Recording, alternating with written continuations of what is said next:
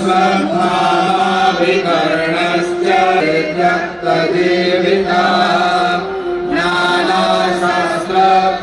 ज्ञानशास्त्रप्रहरणाः सर्वे युद्धविशारदाः अपर्याप्तं तदस्माकं वरं भीष्माभिरक्षितं पर्याप्तं त्रिदमेतेषां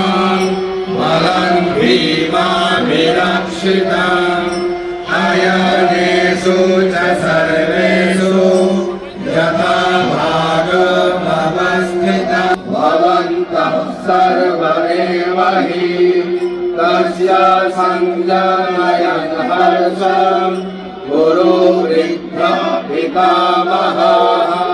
सिंहनादं विलङ्घश्च